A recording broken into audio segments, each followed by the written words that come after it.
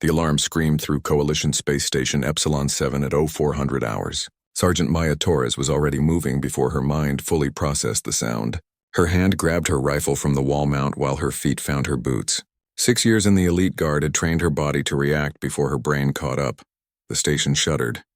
That meant hull breach. Maya's heart pounded as she ran through the corridor, following the emergency lights. Her communicator crackled with dozens of voices all talking at once. She caught fragments of words. Enemy ships. Boarding parties. Nursery wing compromised, nursery wing. Maya's blood went cold. She changed direction and sprinted toward the station's protected center where the Coalition kept the children of deployed officers. 12 small ones from 6 different species lived there while their parents fought in the war. Maya had visited them before during her rounds. The little Krillian hatchlings with their silver scales, the fuzzy Vexnari cubs who chirped when happy, the Tholian larvae and their temperature-controlled pods. Babies. All of them just babies. Maya reached the nursery wing access door. It was sealed, red lights flashing. The panel showed life support failing on the other side. She punched in her override code. Nothing happened. She tried again. The screen flickered and died. No, no, no, Maya whispered. She looked around frantically. There had to be another way in. An explosion rocked the station. Maya was thrown against the wall. When she pulled herself up, she saw the access door had buckled. There was a gap, maybe 2 feet wide. Without thinking, Maya squeezed through, ignoring the sharp metal that tore at her uniform. She fell into darkness on the other side. Emergency lights gave just enough glow to see. The nursery was a disaster. Broken glass covered the floor. The food synthesizers were nothing but sparking metal. Water dripped from broken pipes. And in the corner, huddled together, were the 12 cubs. They were terrified. The Krillian hatchlings made a high-pitched keening sound. The Vexnari cubs pressed against each other, their fur standing on end. The Tholian larvae squirmed in their damaged pods. A tiny Phylaxian kitten was crying, its 6 legs trembling. Hey, it's okay, Maya said softly. She approached slowly, hands visible. The cubs didn't know her well, but they knew the uniform. Elite guard meant safety. Maya did a quick count. All 12 were alive. That was something. But as she looked around the destroyed nursery, reality hit her hard. They were trapped. The main door was sealed from the outside. The emergency door she had squeezed through was too small for even the cubs to fit. The communication panel was dead. The food was gone. The water was contaminated with coolant from the broken synthesizers. Maya activated her wrist communicator. Static. She tried different frequencies. More static. The explosion must have taken out the local relay. They were cut off from the rest of the station. She checked her supplies. 2 days of emergency rations in her pack. 3 water pouches. A basic medical kit. A thermal blanket. That was it. That was everything she had to keep 12 alien babies alive. Maya sat down hard. Her training had covered combat, tactics, survival. But not this. Never this. How was she supposed to keep 12 different species alive with almost nothing? She didn't even know what half of them ate. The Tholians needed heat. The Krillians needed cold. The Vexnari needed darkness to sleep. The Phylaxians needed light. One of the Vexnari cubs crawled toward her. It was small, maybe the size of a cat covered in soft purple fur. It made a small chirping sound and looked up at her with huge golden eyes. It was shaking. Maya picked it up gently. It was so light, so fragile. It curled against her chest, seeking warmth. The shaking slowed. Okay, Maya said out loud. Okay, we can do this. We just need to survive until help comes. She had no idea how long that would be. Hours, days. The battle was still happening. She could hear distant booms and feel the station shake. No one was coming soon. Maya stood up, still holding the Vexnari cub. All right, babies. Let's take stock of what we have. She spent the next hour exploring every corner of the destroyed nursery. She found 3 intact water bottles under rubble. She found a heating pad that still worked. She found half a bag of Krillian food pellets. She found blankets and some medical supplies scattered around. It wasn't enough. Not even close. Maya did the math in her head. 12 cubs for possibly days. Her rations would last maybe 6 meals if she stretched them. The water would be gone in a day. After that, she would need to filter the contaminated water somehow, and she had no filter. Maya looked at the cubs. They were all watching her now, sensing that she was the only adult, the only chance they had. The weight of their lives settled on her shoulders like a physical thing. She made a decision. Maya opened her emergency ration pack. It was designed for humans, packed with calories and nutrients a human soldier needed. It probably wouldn't be perfect for the alien cubs, but calories were calories. Energy was energy. She could make it work. She broke the first bar into tiny pieces. She knew the Krillians could eat almost anything. She offered pieces to the 3 hatchlings. They sniffed it, then ate cautiously. Good. The Phylaxian kitten was crying again. Maya knew Phylaxians were carnivores. The protein bar would work. She mashed it with water into a paste and let the kitten lick it from her fingers. One by one, Maya figured out how to feed each species. Some ate solids, some needed liquid. The Tholian larvae absorbed nutrients through their skin. So Maya dissolved rations in water and added it to their pods. It wasn't perfect. It probably wasn't even good for them. But it was something.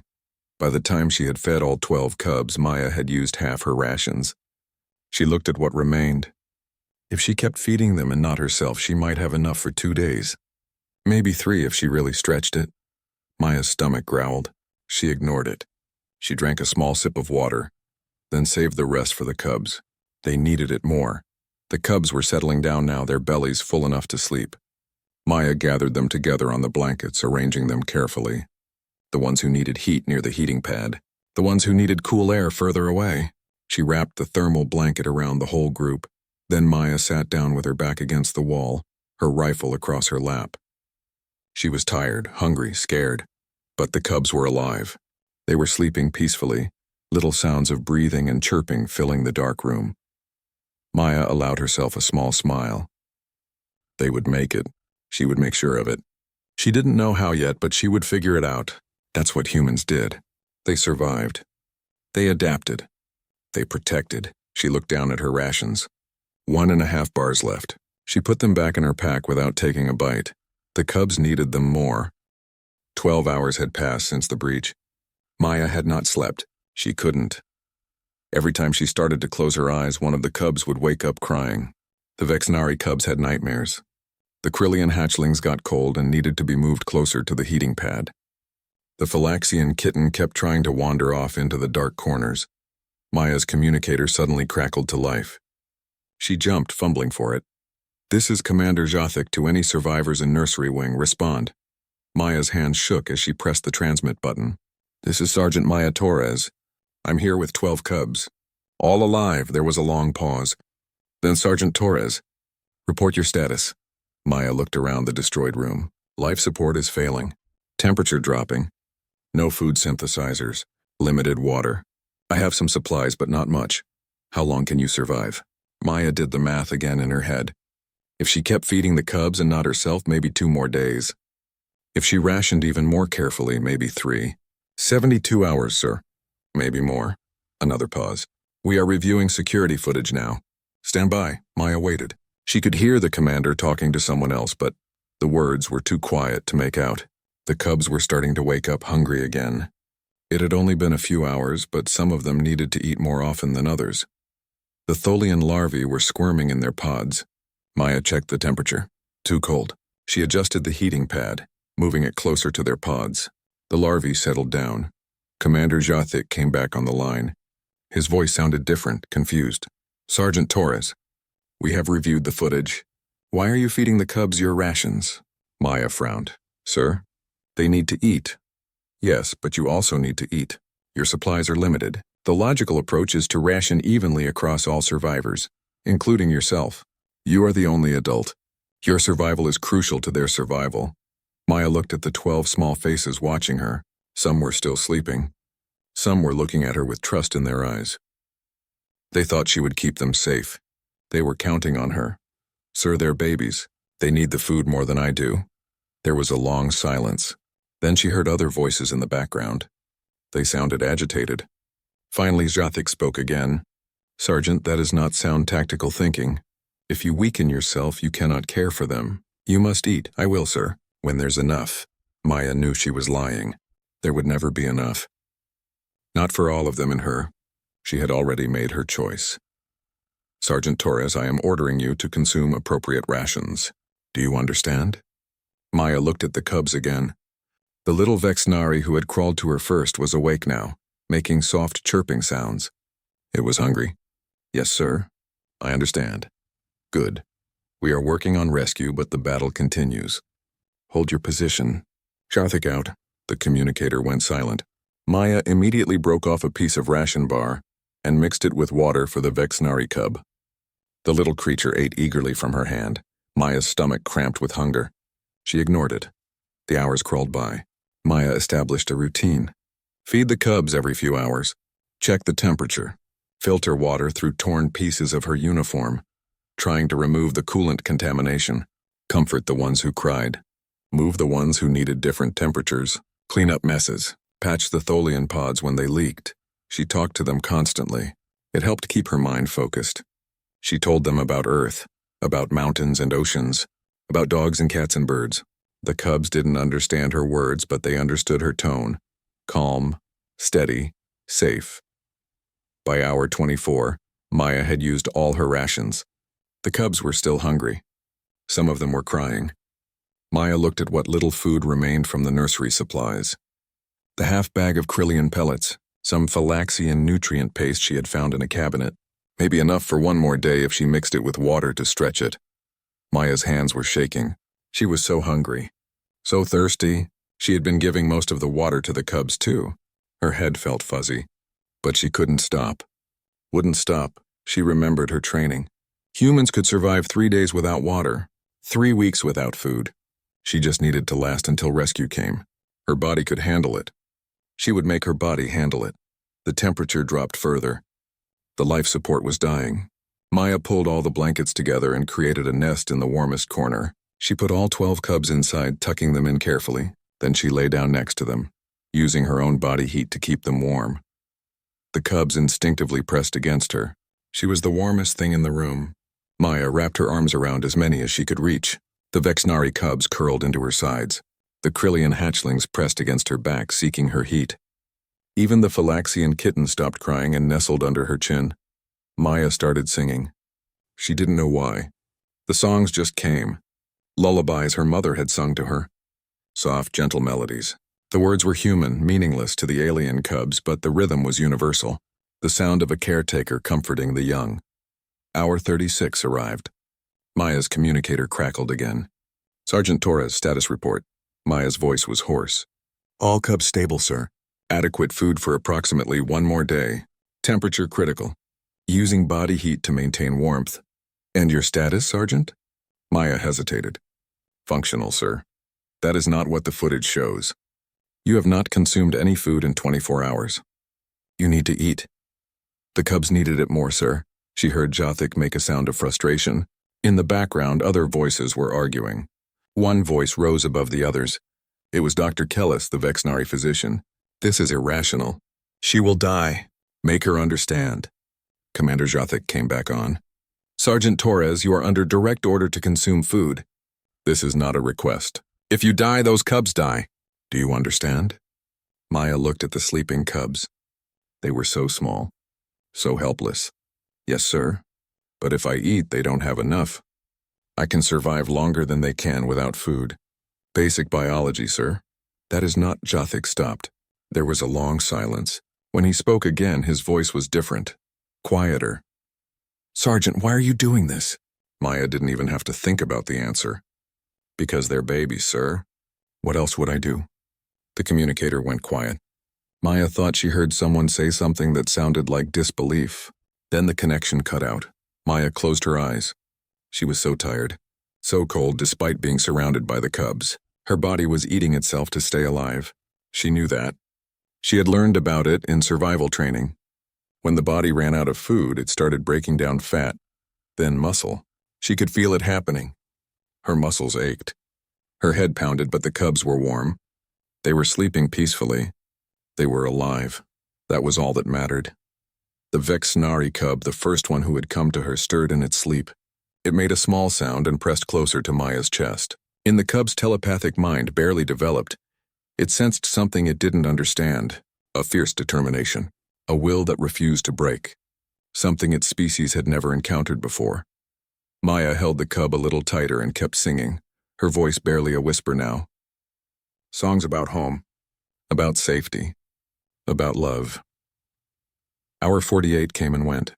Then hour 50. Maya was barely conscious now, drifting in and out. But every time a cub cried, she woke up. Every time one needed something, she moved. Her body was shutting down, but her mind refused to quit. At hour 60, Maya collapsed while carrying water to a Tholian pod. She hit the floor hard. The cubs woke up and started crying. Maya tried to get up. Her legs wouldn't work. She crawled instead, dragging herself across the floor to reach the crying Tholian. "It's okay," she whispered. "I'm here. I'm still here." She poured the water into the pod with shaking hands. The larva settled down. Maya's vision was going dark around the edges. She pulled herself back to the nest of blankets and cubs. They swarmed around her, sensing something was wrong. Maya pulled them close one more time. "You're going to be okay," she told them. "Help is coming. You'll be fine." Then everything went black. The security camera kept recording. It showed 12 cubs gathered around the fallen human, confused and scared. It showed them pressing against her, trying to share their warmth back. It showed the human's chest still rising and falling, barely, impossibly. It showed a human refusing to die while babies still needed her. Hour 68. The rescue team finally breached the nursery wing. They had spent hours cutting through the sealed doors, fighting their way through damaged corridors. Commander Jathic led the team personally, his scaled face grim. Behind him came Dr. Kellis and a medical team carrying emergency equipment. They expected death. The security feed had gone dark 2 hours ago. The temperature reading showed the nursery was barely above freezing. No food, no clean water. 68 hours of impossible survival. The door fell away with a crash. Jathic raised his weapon, ready for anything. Then he froze. The nursery was dark and cold. But in the beam of his light he saw them. All 12 cubs alive, huddled together in a mass of blankets and small bodies. And in the center of them all, like a guardian even in unconsciousness, was Sergeant Maya Torres. The cubs looked up at the sudden light and noise. Some started crying. Some tried to hide deeper in the blankets, but none of them moved away from the human. "Medical team now," Jathic barked. Dr. Kellis rushed forward with 2 nurses. She knelt beside Maya and placed scanning devices against the human's neck and chest. The devices beeped weakly. Kellis's mandibles clicked in disbelief. "She's alive," Kellis said, her voice shocked. "Barely, but alive. How?" Jathic asked. "The timeline says she should have died hours ago." Kellis was already attaching medical monitors and starting an IV line. "I don't know. Her vital signs are critical. Severe dehydration, advanced malnutrition, hypothermia. Core body temperature is dangerously low. By every medical standard I know, she should already be dead." The nurses began checking the cubs. One by one, they reported status. "This Krillian is weak but stable. Vexnari cubs showing signs of hunger but alive. Phylaxian vitals are good. Tholian larvae are cold but responsive. Every single cub was alive. Not just alive, but in better condition than the human who had kept them that way." Jathic stood in the center of the destroyed nursery, trying to understand what he was seeing. His species, the Krillians, had strict survival protocols. In a crisis, adults survived first, always. It was logical. Adults could produce more offspring. Adults had skills and knowledge. A dead adult meant dead offspring eventually. You saved yourself to save the species. But this human had done the opposite. She had starved herself to feed children that weren't even her species, hadn't even been born to her. She had given them everything and kept nothing. It made no sense. "Get her to medical bay immediately," Jathic ordered. Priority transport. 2 soldiers carefully lifted Maya onto a stretcher. As they moved her, the cub started crying louder. The little Vexnari cub, the one that had been close to Maya from the start, tried to follow. It chirped frantically, reaching toward the stretcher with tiny paws. "Bring the cubs too," Kelly said. "We need to examine all of them. And I think separating them from her right now would be cruel." The rescue team worked quickly. Within minutes, everyone was out of the frozen nursery and heading to the medical bay. Maya remained unconscious the entire time. The medical scanner attached to her stretcher beeped steadily but weakly, each tone a small miracle. In the medical bay, the full extent of what had happened became clear. Kellis and her team ran every test they had. The results made less sense with each scan. "This is impossible," Kellis muttered, staring at her displays. "These readings can't be right." Commander Jathic stood at the window of the medical bay, watching the doctors work. Explain. Kellis turned to face him, her expression troubled. Her body is eating itself. Muscle tissue is breaking down to provide energy. Fat reserves are completely gone. Her liver is producing emergency compounds I've only seen in theoretical studies. Her metabolism has slowed to barely 40% of normal. Her blood shows advanced ketosis. I don't understand. What does this mean? It means, Kelly said slowly, that her body transformed itself into a survival machine. She should have fallen unconscious from hunger after 48 hours. But somehow she kept functioning for 20 more hours beyond that point. Her brain should have shut down. Her muscles should have failed. Everything says she should be dead. Jothik's head tilted, a gesture of confusion in his species. But she is alive. Yes, and I don't know why. Or rather, I do know why, and it terrifies me. Speak plainly, Doctor. Kelly's pulled up a detailed scan on the main display. Her bone marrow increased red blood cell production by 30%. Her kidneys went into conservation mode, recycling every molecule of water possible. Her brain somehow maintained full function while the rest of her body cannibalized itself. These aren't random changes. Her body deliberately transformed to keep her conscious and functional as long as possible. Why would her body do this? Because she needed it to, Kelly said quietly. Because she wouldn't let herself die while those cubs needed her. Her will kept her body functioning past any reasonable limit. Jothik was silent for a long moment. Finally, he asked, "And what will happen to her now? If we can stabilize her, she'll recover. Humans are remarkably resilient. But there will be damage. Muscle loss. Possible organ damage. It will take weeks, maybe months for her to fully heal." Kelly's paused. "Commander, there's something else." "What?" "I found traces of her own tissue proteins in her digestive system. In the final hours before she collapsed, her body was literally digesting itself. And during that time, she still fed the cubs. She was dying, knew she was dying, and still gave them the last of the food." Jothik felt something he rarely felt, something close to awe. "I need to see the security footage again." In the command center, Jothik reviewed the entire 68 hours. The Coalition Council was assembled on view screens watching with him. Representatives from 6 species all trying to understand what they were seeing. They watched Maya feed the cubs with her own rations. They watched her filter contaminated water through her uniform. They watched her use her body heat to keep them warm. They watched her sing to them when they cried. They watched her collapse and crawl because her legs wouldn't work anymore. They watched her pull herself across the floor to comfort a crying Tholian larva when she could barely move. And they watched her give everything, absolutely everything, to keep 12 alien babies alive. The council chamber was silent when the footage ended. Finally, Ambassador Torvak of the Tholian Collective spoke. "I do not understand this behavior. It is inefficient, illogical. She destroyed herself for offspring not of her species, not of her family, not even of her genetic line." "I agree," said Councillor Vernash of the Krillian Assembly. "This action violates basic survival protocol. She should have rationed for her own survival first." But Kellis, watching from the medical bay feed, spoke up. "That's because you're thinking like your species. Humans are different. They evolved as social creatures who survived by protecting the group. Especially the young. Any young. All young. Their instinct isn't to save themselves first. It's to save the children first, even at the cost of their own life." Torvak asked. "Especially then," Kelly said. "I've been reading human history since this started. They have hundreds of documented cases of adults dying to save children, running into burning buildings, jumping into dangerous water, throwing themselves in front of weapons. It's not rare for them. It's normal." The council was silent again. They were all thinking the same thing, though none wanted to say it aloud. They had underestimated humans. They had thought human combat abilities made them valuable allies. But this was something else entirely. This was a species that would die for your children without hesitation. That wasn't just valuable. That was terrifying and beautiful in equal measure. Commander Jothik finally spoke. "When Sergeant Torres wakes up, I will speak with her. The council will need to understand what drove this action." "I can tell you what she'll say," Kellis replied. "I've spoken to other humans.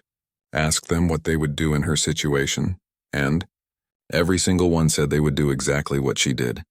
They looked at me like I was crazy for even asking. To them, there is no choice. There are babies who need help. So you help them, no matter what it costs." Jathic looked at the view screen showing Maya in the medical bay, still unconscious, still fighting. The 12 cubs had been placed in beds near her. Even sedated, they kept trying to reach toward her. They're bonded to her, Kelly's noted. Especially the Vexnari cub. Its telepathic senses imprinted on her mind. It will consider her family for life. As it should, Jathic said quietly. She earned that honor. Maya woke up slowly. Everything hurt. Her muscles felt like they were made of broken glass. Her throat was dry and raw. The lights were too bright. Even through her closed eyelids, she heard sounds. Medical equipment beeping, voices speaking quietly, and something else. Small chirping sounds, familiar sounds. Maya's eyes snapped open. She tried to sit up. Pain shot through her entire body.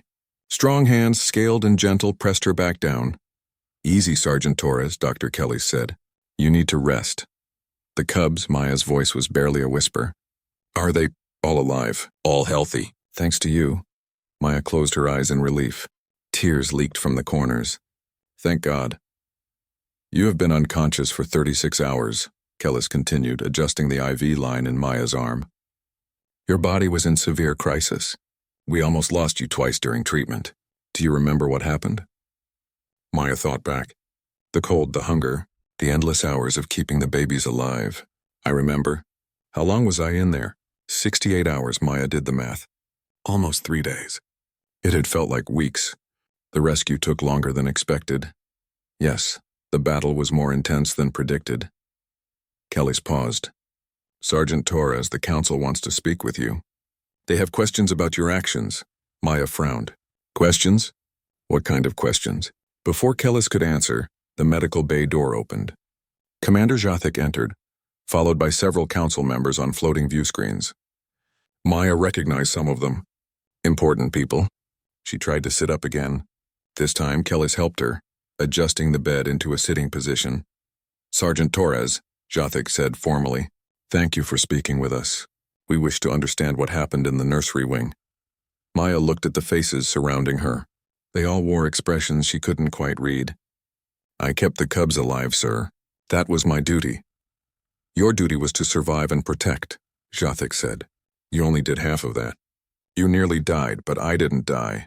And neither did the cubs. Counselor Vernash leaned forward on his screen. Sergeant Torres, we have reviewed all security footage. We have seen your medical scans. What you did makes no logical sense. You had limited resources. The correct action was to ration equally for all survivors, including yourself. Instead, you gave everything to the cubs and took nothing. Why? Maya looked at him confused. Because they needed it more than I did. But your survival was crucial to their survival, Vernash pressed. If you had died, they would have died. I wasn't going to die, Maya said simply. Not while they needed me. But you almost did die, Ambassador Torvak interjected. Your body was consuming itself. You were hours from complete system failure. How could you know you would survive? Maya thought about that. She hadn't known. Not really, but she had believed it. She had to believe it. I'm human, she said finally. We're stubborn. We don't die easy.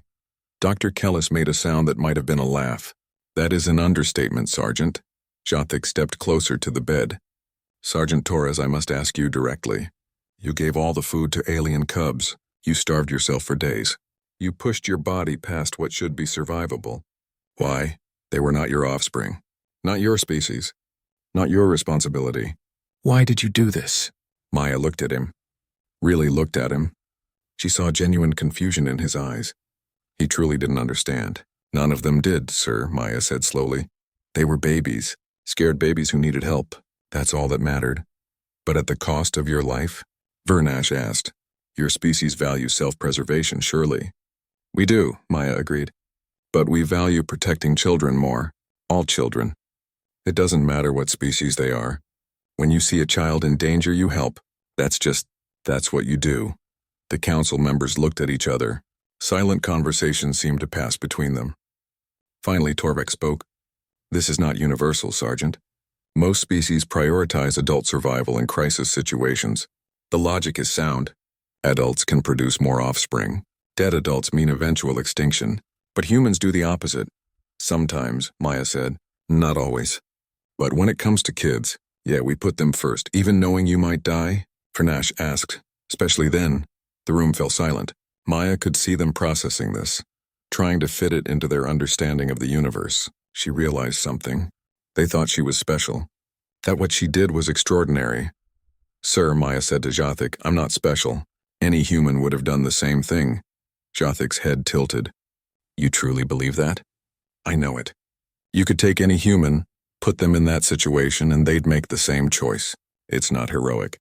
It's just human. Dr. Kellis spoke up. I have confirmed this, Commander. I surveyed 20 human crew members. Asked them what they would do in Sergeant Torres's situation. Every single one said they would feed the cubs first. Most seemed confused why I even asked.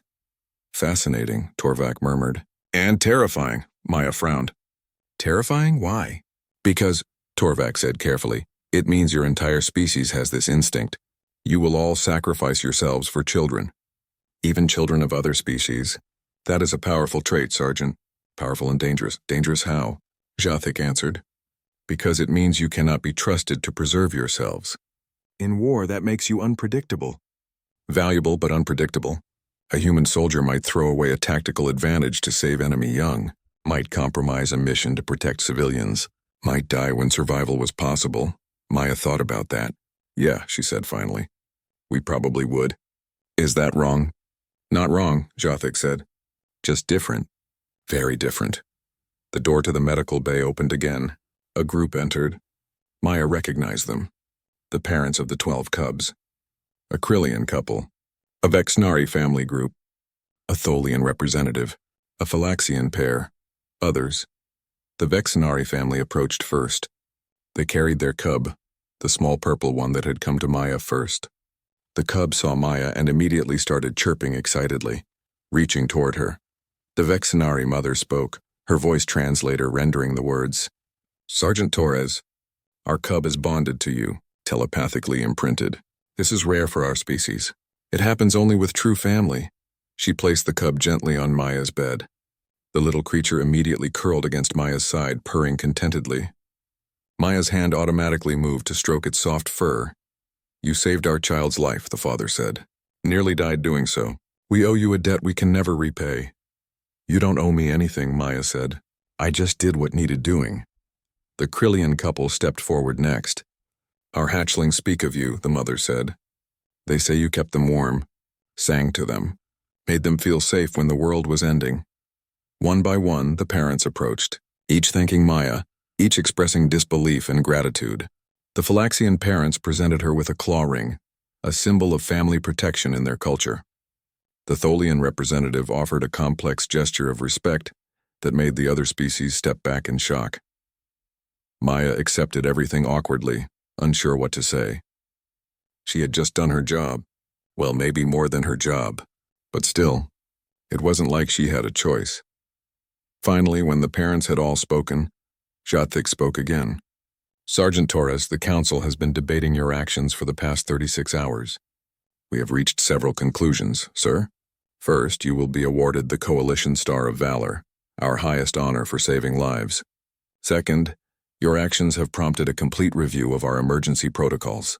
Clearly, human instincts in these situations should be accommodated rather than questioned. Third, and most importantly, we owe you an apology.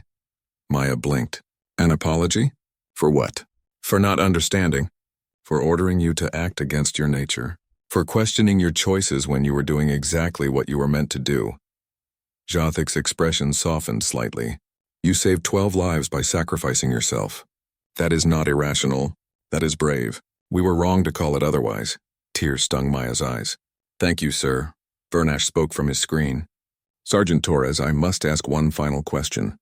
Now that you have recovered, now that you have had time to think about what you did, if you could go back, would you make the same choice? Maya didn't even hesitate. Yes, every time. Without question. Even knowing you nearly died. Even then. They're alive. That's all that matters. The council members nodded slowly. Jothic stepped back and gave a formal salute. Then the coalition is honored to have you serve, Sergeant Torres. And honored to call you friend. Maya returned the salute as best she could from the bed. The Vexnari cub chirped and snuggled closer. And for the first time in days, Maya allowed herself to relax. It was over. The cubs were safe. She had done it. She was a human. That's what humans did. 3 weeks later, Maya walked through the corridors of Coalition Space Station Epsilon 7. She still moved carefully. Her muscles were rebuilding, but the damage from those 68 hours had been severe. Dr. Kelly's had her on a strict recovery program. Exercise, high nutrition meals, physical therapy. Maya followed it religiously, eager to get back to full duty, but everything was different now. Other soldiers stopped to salute her in the hallways. Alien species she had never spoken to before nodded with respect. Some reached out to touch her arm or shoulder as she passed, gestures of honor in their cultures. It made Maya uncomfortable. She had just done her job. She didn't understand why everyone was making such a big deal about it. The Coalition Star of Valor sat in a box in her quarters. Maya had tried to refuse it. Commander Jothic had refused her refusal. So now it sat on her shelf, a shiny reminder of the worst and best 3 days of her life. Maya reached the nursery wing. It had been completely rebuilt. New life support systems, new synthesizers, better emergency protocols, and something new, a plaque by the door that made Maya stop every time she saw it. In honor of Sergeant Maya Torres and all those who protect the innocent without hesitation. Maya shook her head and walked inside. The nursery was full of sound and life. The 12 cubs were there, all healthy and growing. The Krillian hatchlings had doubled in size. The Vexnari cubs were learning to climb. The Tholian larvae were entering their next development stage. The Phylaxian kitten could run now, all 6 legs moving in perfect coordination. They saw Maya and chaos erupted. The cubs abandoned their activities and rushed toward her. Maya laughed and sat down, letting them swarm over her. The Vexnari cub, her special friend, claimed its usual spot on her lap. The others pressed close, making their species-specific sounds of happiness. "You're spoiling them," said Caretaker Millix from across the room. She was a Tholian, specifically trained in multi-species childcare. She had been assigned to the nursery after the attack.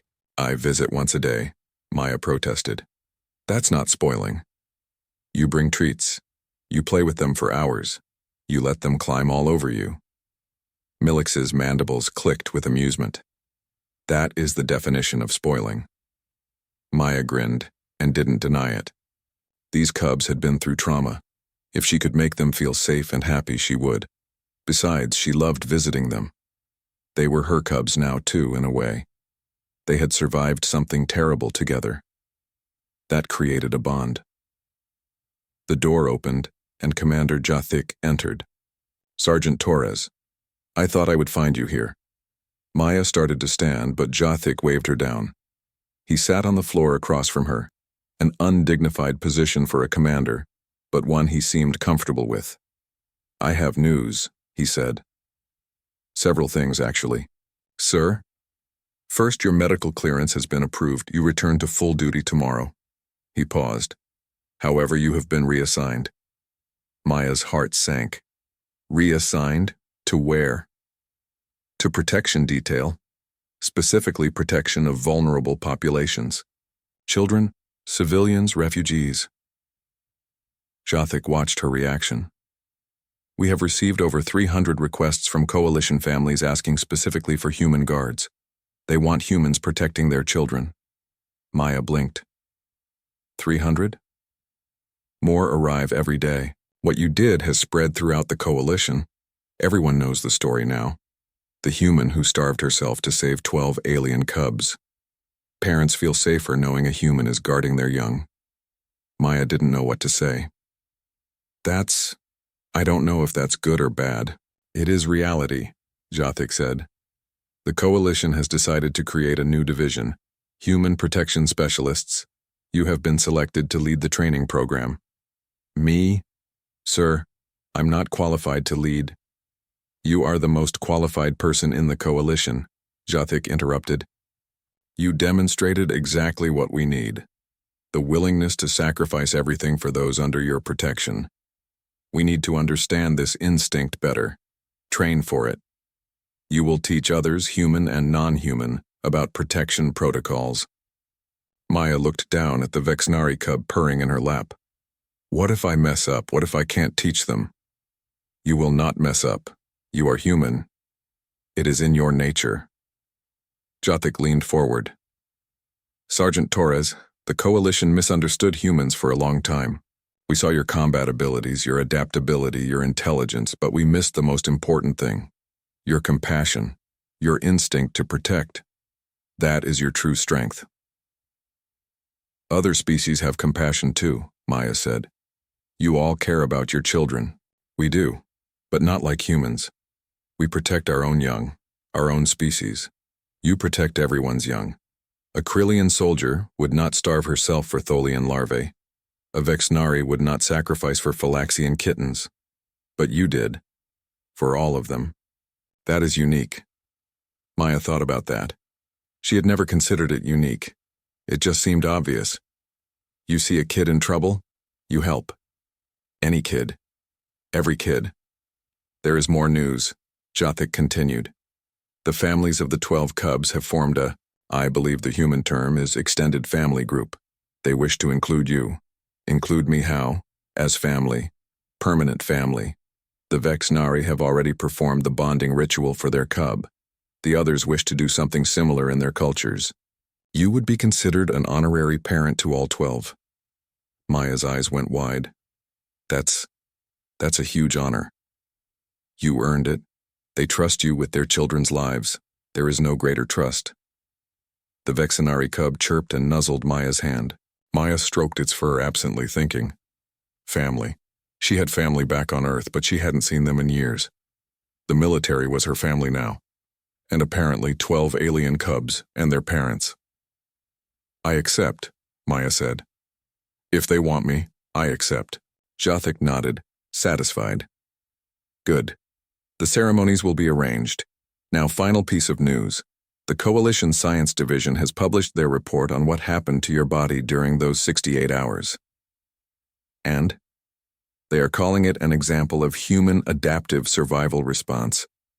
Apparently, humans can push their bodies into emergency modes that most species cannot access.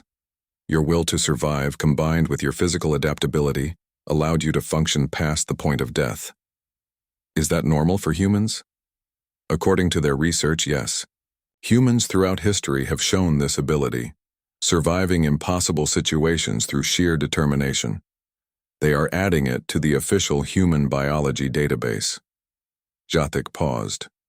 There is a phrase in the report. Humans are the only species that can decide not to die and sometimes succeed. The scientists are both fascinated and disturbed. Maya laughed. Sounds about right. Jothik stood, preparing to leave. One last thing, Sergeant. Unofficial this time. Sir, thank you for showing us what humans truly are, for being exactly what the Coalition needed, even when we didn't know we needed it. I just did my job, sir. No, you did far more than your job. You did what was right, even when it cost you everything. That is not training. That is character. That is humanity at its best. After Jothik left, Maya sat with the cubs for another hour. They played and climbed and made their little sounds. Caretaker Millix brought out snacks, including some earth chocolate Maya had requested. The cubs loved it, their little faces smeared with chocolate by the time they were done. Maya's communicator chirped. A message from her mother on Earth. Maya had finally told her family what happened. Her mother's response was exactly what Maya expected. Of course you did, sweetie. You were always like that, even as a little girl, bringing home every stray, defending every kid on the playground. I'm proud of you. Maya smiled and saved the message. That evening, Maya attended a coalition assembly. They were discussing the new protection division. Representatives from dozens of species were present. Maya sat in the back, trying to be invisible. It didn't work. Speaker after speaker stood and talked about the human example, about how Maya's actions had changed their understanding of protection and duty, about how they wanted humans involved in their own security forces. Finally, a human ambassador stood. Captain Jennifer Hayes, an experienced diplomat. I want to clarify something, Hayes said. Everyone keeps calling Sergeant Torres exceptional, a hero, special, but she's not. The chamber went quiet. Hayes continued. What I mean is, she's not unique among humans. What she did?